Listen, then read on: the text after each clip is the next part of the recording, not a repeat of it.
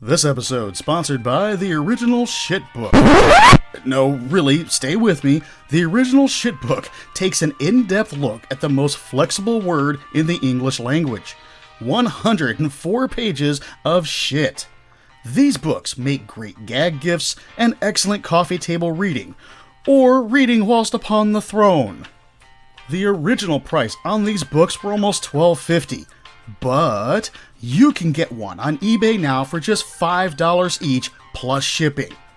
Then you can laugh and enjoy this brilliant shit paperback book. The link is in the description below to eBay. And now, on with the episode.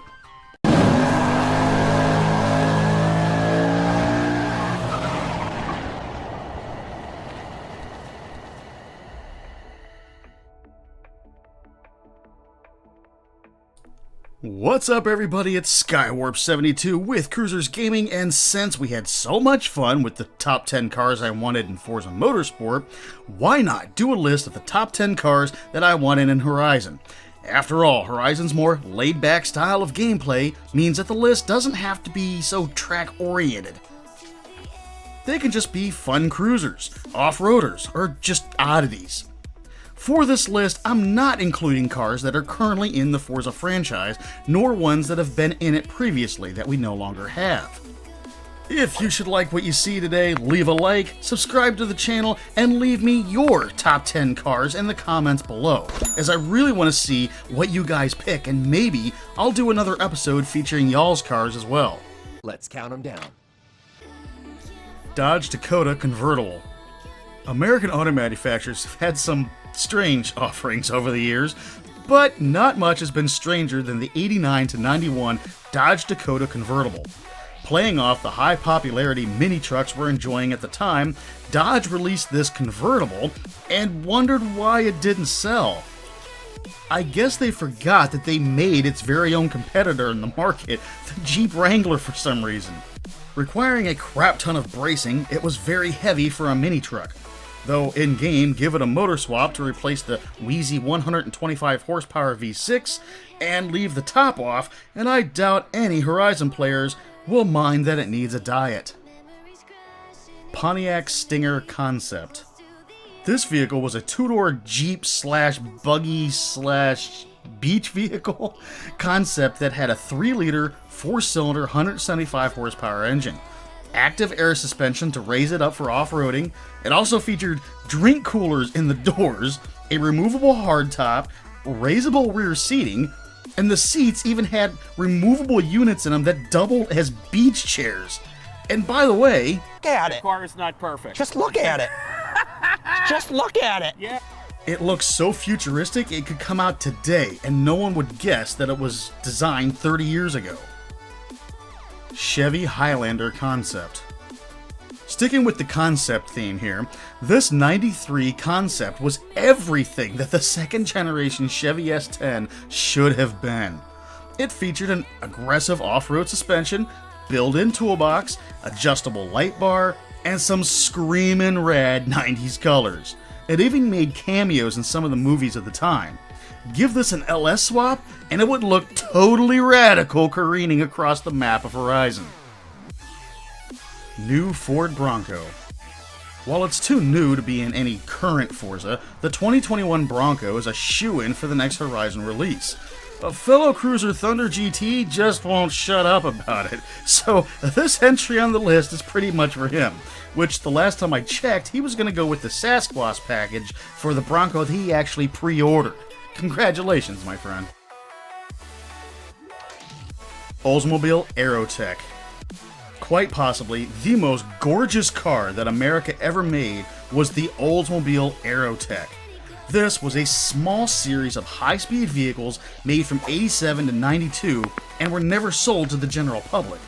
Carbon fiber bodywork surrounding a modified Indy car platform, this beast with a quad 4-cylinder went 267 miles an hour in 1987. Again, proving that Oldsmobile really used to kick ass. Did I mention this thing produced 1,000 horsepower? Suzuki Cappaccino. It's really wild that the Cappuccino isn't in Forza Horizon, being that its popularity from being on Initial D and the overzealous love most people have for all things JDM, it's crazy to think it's not in the game. If you've ever seen one of these for real, you know that if you park it next to a Miata, the Miata will look like a 67 Impala. This thing only weighs 1,500 pounds, and for a two-door little convertible key car with a 3-cylinder, what it lacks for power, it makes up for in handling and fun factor. Knight Rider. Yes, I am well aware that we already have an 85 Trans Am, but it's just not the same. K.I.T.T, or the Knight Industries 2000, was the star of a crime-fighting TV show that began in 1982 called Knight Rider. K.I.T.T was a sentient, talking car, co-starring the show with David Hasselhoff, and frankly has become a pop culture legend.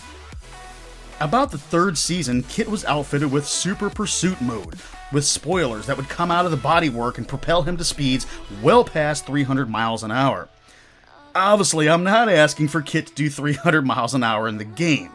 Though, like the Bond cars, it would be cool to see Super Pursuit mode in Forza Vista, and his iconic red oscillating sensor light that sits in between the headlights.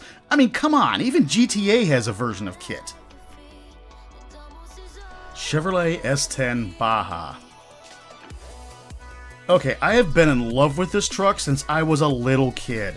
The Baja was offered from 88 to 91, and it boasted an aggressive off-road suspension for a mini truck of its era, a very torquey V6 with a 5-speed, factory light bar, and skid plates to protect the family jewels. Round that out with the cool Chevy and Baja graphics and its square body styling, and you're left with a truck that is on my personal must-own list of vehicles before I die, so yes, I want it in the game. Bigfoot. So if Playground Games can figure out how to put 6x6 trucks in the game, then it shouldn't be such a leap to add a bona fide monster truck. And if we're gonna add a monster truck, we should add the most famous and recognizable monster truck of them all, and that is Bigfoot. Bigfoot wasn't even my favorite. My favorite was Stomper, but Bigfoot is definitely the most recognized. Bigfoot was created in 1974 by Bob Chandler and spawned a legion of monster trucks that carved out a spot in pop culture. Hell, Bigfoot had his own cartoon in the 80s.